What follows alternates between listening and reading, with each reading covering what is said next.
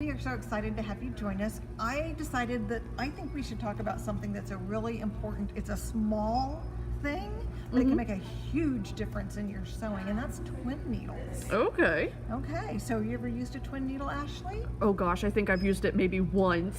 Okay, and so the thing is, a lot of people want that look of the twin needle sewing, and so, but they won't use a twin needle, which kind of is silly. Yeah. So I'm sitting here at the chorus, Okay. and so we're going to do something here. Right now, I just have two little pieces of fabric, okay? Well, I can't get them apart, but trust me, there's two pieces of fabric there. Got it, got it. And I've got some thread on here, and I'm using black thread so that you'll be able to see. Okay. And the first thing I'm going to do is I'm just going to stitch about a 1/2 inch, 5/8 inch seam, typical kind of garment construction seam. And nothing fancy about that. And I'm just following my seam line right here. And of course, that's not a hard thing to do, right? We've all got that figured out, Yeah. right? So I've got my seam on there, and whenever we want to press that seam, and I'm just going to finger press it, and we want that double row of stitching to be on here. Okay, so here's what a lot of people do. They go, oh, you know, I could sew this with just one needle and one spool of thread, and this is what we do. So I'm going to do this, and I want to sew it nice and close to that, and I'm going to use this little clear plastic piece right here as my guide. You know, Okay. you just got to find little places to mark things, right?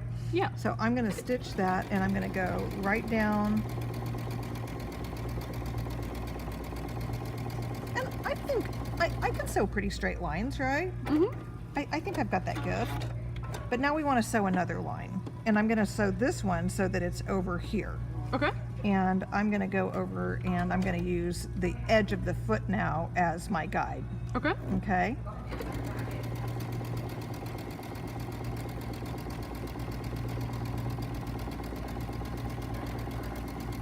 Well, that wasn't too hard. So that could be like twin needle sewing. Yeah. It's not too shabby, but it looks like maybe a little narrower up here. Can you tell that? Yeah. And it gets a little wider down here.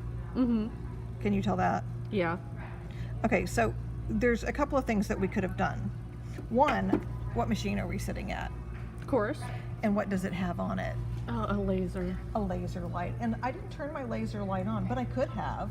All I had to do was just turn that on, so that then when I'm trying to sew, that would have given me a line to be able to follow. Whether I wanted it to be on here, if I wanted it to be here, I can move that line around, so I can use that as part of how I want to guide where I'm stitching. Yeah. But even if I have a machine that doesn't have a laser light, or even if it does, trying to keep it going straight can be a challenge, because it's up to me to determine that I'm keeping that even distance. But let's try this again. I'm just going to stitch a straight line again so that we have a seam allowance. Okay. Got it? So this one is our without a twin needle. Got it. So I'm sewing myself another 5/8 inch seam. And we're going to finger press it. We do have fancy irons, but I'm not talking about irons today. There you go. And that would require walking over to It the would. iron. So right now on this little piece, I'm just going to finger press that. Sounds good. Okay? So how can I keep a nice even distance on that? Well, if you'll look right here, and I pulled these off of, you see all those? Goodness. Look at all the different kinds of twin needles we have. I'm just going to line them up here, Ashley. We Okay. have twin ballpoint. We have twin universal in all these different sizes, with 1.6, 2.0, 3.0, 4.0, 6.0, and we're just going to Goodness. stop there. Ballpoint is for what? Like knits and things? Knits and things. And then universal is just kind of a general one, but look at all the differences. Can you see the difference in how far apart the needles are as we go here? Oh, yeah. Because that's a static distance. So, and then we also have it in jeans at a 4.0, Nice. which is going to do better on denim and heavier material. And then we have for stretchy fabrics, and I have that in 2.5, 4.0, and then I have embroidery, which not necessarily like machine embroidery, but if you were trying to do embroidery or something, you can get a lovely shadow kind of effect on it. And then we also have twin needles in metallic. An embroidery needle also tends to have a larger eye, so if It you're using a does. decorative thread.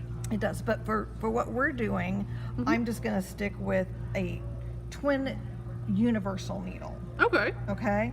And so then we get to decide, well, how far apart do we want it? Well, I could look at this and try to make a guess at how far apart I was trying to stitch it. And it was at about a 6.0. Maybe that's a little too wide. That's a little narrower. But let's try it at a 4.0 because I think Okay. that's probably what I would have preferred, but I got a little bit heavy on that. Okay. So let me get all my needles out of the way because we got lots of choices here. All right, and we're doing this one. All right, so how does one put one of these needles in?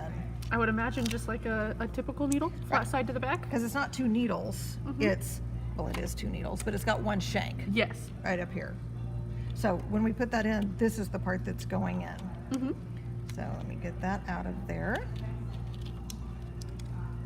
Half the battle's just getting it out of there. There you go. I'm gonna unthread that part. And I'm gonna take my needle out. Perfect. Set that aside. And then we're going to put this part up inside the shank. And again, it touches that little silver thing right up high there. Can you see when I move that?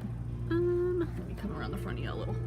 Sneak, sneak, sneak, sneak. There we go. You Aha. can see that? Yes. And then I'm gonna tighten that on there. Okay. Okay. Now I'm gonna switch thread because I happen to have 2 spools of white thread and I didn't have another spool of black thread handy.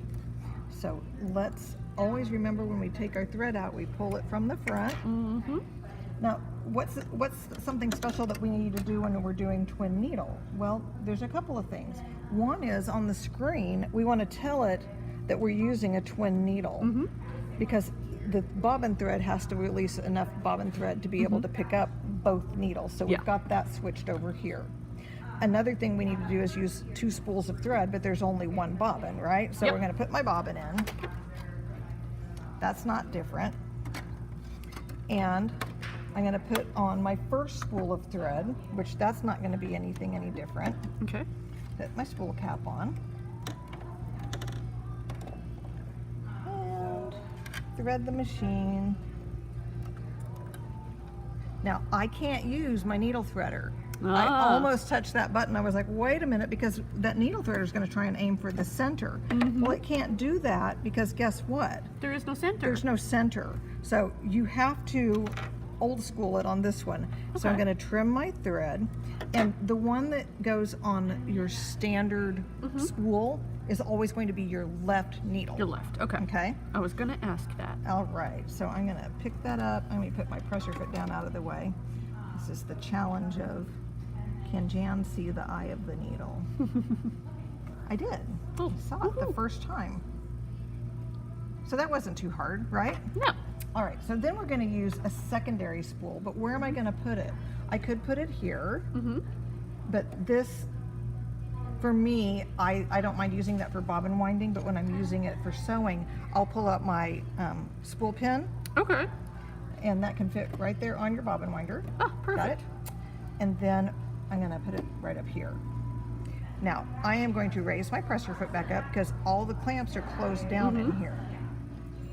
So let me raise my presser foot, and I'm going to thread it the same way. Okay. Okay, so I've got my spool, and I'm going to go the same path. Okay. Under here, it's going to go around, up and around on that one. Now here's one thing that's going to be different. Okay. Your right needle, don't put it behind here.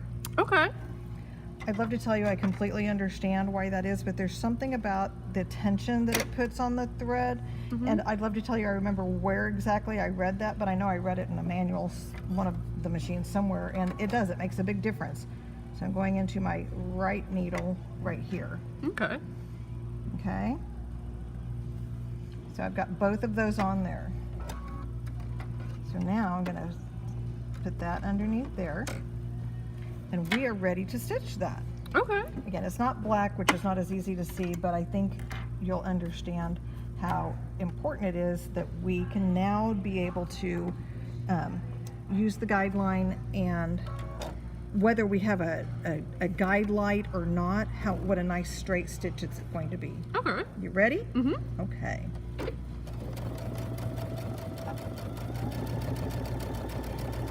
I don't have to worry about if it's going to be even. I actually only have to stitch it one time too, instead of going back through and twice. And this is just a little piece of fabric. If I was doing top stitching on something, it'd probably be a whole lot more to it than just a little 5-inch piece of fabric, Yeah. right? So now, look how perfect that is. Oh, wow.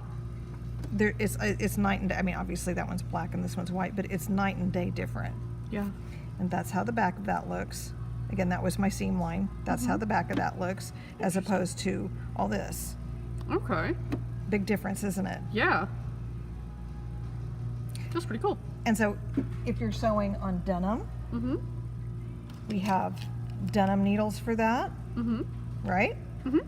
And that's going to help go through that. Remember something about that you need to know. You can just look at that and see that that weave is coarse. Yeah. And so what happens when you're sewing on something coarse, if you're using a universal needle that's a semi-ball point, think about this being the weave of your fabric, it finds the holes in between. And so it can make what is a straight stitch look, Kind of cattywampus. yeah, it doesn't look straight anymore because it was finding the spaces in between the weave, whereas on a jeans and denim needle, it has a really sharp tapered point on it, and so it's going to pierce the fibers, so it's going to look much straighter, and it's going to go through that heavier fiber better. So something to think about on that. And then we have some spandex here, and this one is to use a stretch needle on it. Nice. And again, same kind of thing. You can use a different kind of needle, but if you want it to look its best, you're going to want to use the needle that it was designed for. Yeah. So I don't know about you, but I think that is just like the most perfect looking thing. And if I'm going to be doing top stitching on anything, I want it to look that good Oh, yeah. all the time. And that saved a lot of time. I mean, you had to rethread your machine, but versus having to sew the same line And like I 2 said, or when 3 you're doing times. top stitching, you're usually top stitching a whole lot of Yeah. inches and feet of stuff on there. So great thing to have. If you have never used a twin needle, now is the time you should do that. So here, let's run a special. Okay. Look at all the different kinds of twin needles you can have. I mean, There's so many. There's so many of them, right? This is all of them. How many is it? 2, 4, 6, 8, 10, 12. There's 13 different types of twin needles. So if you want it to be a really narrow stitch or really wide stitch, and this one's 4 millimeters, but you can make it be really close together or really far apart. If you buy 4 packages of needles, Okay. 4 packages of twin needles, then you'll get your 5th package for free. I love that. And that way you'll have a pretty good variety of whether it's the width that you're using or the type of fabric you're going to be using it for. So 4 packages of twin needles by Class A, and you'll get your 5th package for free. Perfect. I love that. I love that too. I might love need that some. too. You think we should do a giveaway this week? Well, sure. Why not? Okay. Let's see. I think we should have a drawing, and again, it's going to be your typical thing where you need to do what? You need to like, share, and comment. and comment, and do that by Thursday at 5 p.m. this week, and then we will have a lucky winner. Ooh, here, why don't you show them how pretty that is, and I'm going to go grab what I want the prize to be. There you go. I'm looking across the store for it. Are they hiding? They are hiding. That is really cool. Can you tell me where all our stores are? We have 6 locations. We've got Oklahoma City, Muskogee, Tulsa, Fayetteville, Arkansas, Springfield, Missouri, and Humble, Texas. That is really cool how it loops that bobbin thread on the back Isn't side. that neat? Yeah. And so the lucky winner this week is going to go home with A needle tin. pack of, it's the tin of Class A needles. And if you look inside here, it's right side up. Look at all the different needles you get in there. And some of them are twin needles in there, but you're going to get that Nice. whole collection of needles. That is a wonderful set. So one lucky winner is going to go home with this. If you like, share, or comment, then a lucky winner is going to have the Class A needles. And our special again this week is buy 4 packs of twin needles by Class A. Mm-hmm.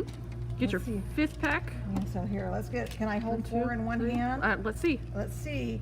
And then you would get your 5th pack for free. I love it. So that you too can have beautiful twin needle sewing on your garments, on it looks pretty on quilts. It's a wonderful detail. All right. Nice. Thank you all so much for joining us. We have New at 2 every Tuesday at 2. Make sure you tell your friends. We want to spread the word about how much fun we're having here at Be So In. Thanks for joining us. Bye. See you next